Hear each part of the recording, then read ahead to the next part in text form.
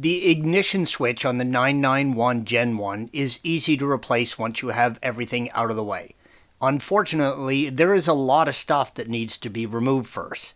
Take your time and do not mar the surfaces. Begin by using a trim removal tool and pry out the end piece of the dash. You will need to work it out from the trim around the door jamb once it is free. Use a trim removal tool to pry out the trim piece around the light and ignition switch. There are 2 tabs in the back, green arrows.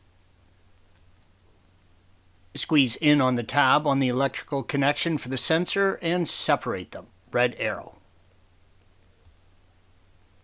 You do not need to remove the steering wheel for this project. We did it for photographic purposes only. Turn the wheel until you have access to the indentation in the steering column trim, red arrow, 1 on each side.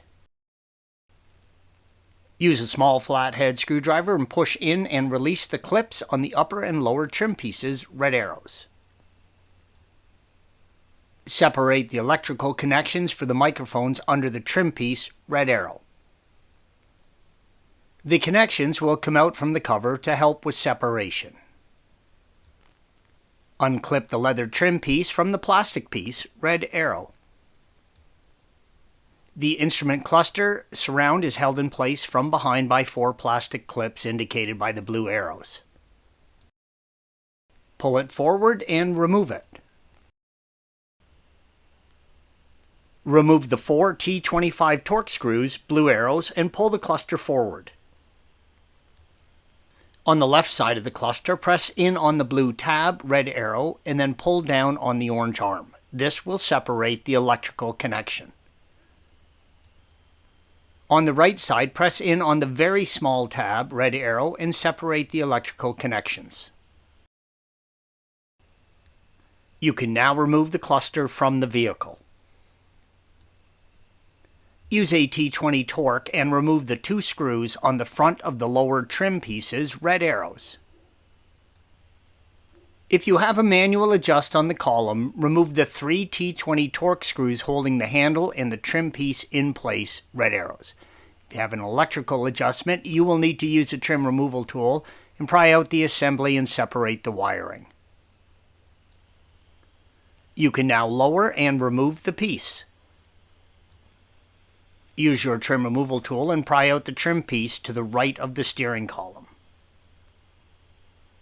Use a T20 torque and remove the screw on the inside of the lower driver's side trim panel by the end and indicated by the red arrow. Remove the single T20 torque screw on the brace piece inside of the cluster housing, red arrow. There are 2 E8 fasteners on each corner of the lower trim panels in the footwell area and indicated by the red arrows. One is up by the light by the accelerator, red arrow, and the other is by the fuse panel. Remove these. You are going to need to remove the outside of the center console trim piece, red arrow. Use a trim removal tool and start by the switch end and gently pry the panel away from the console. It is just held in with a series of clips, red arrows, more clips than are illustrated in this image. Slide the trim piece towards the rear and remove it. Pull the lower driver's side trim piece back towards you and then lower it. You now have access to the wiring connection on the rear of the switch. Press in on the tab and separate them. While Porsche sells a special tool for the switch surround, I use a trim removal tool to unscrew the trim piece holding the switch to the front of the trim piece indicated by the red arrow. You can now remove the switch. Installation is the reverse of removal. Remember, if you are installing a new switch, you will have to have it coded at the dealership. Thanks for watching. Be sure to subscribe to our channel and check out another video in this series.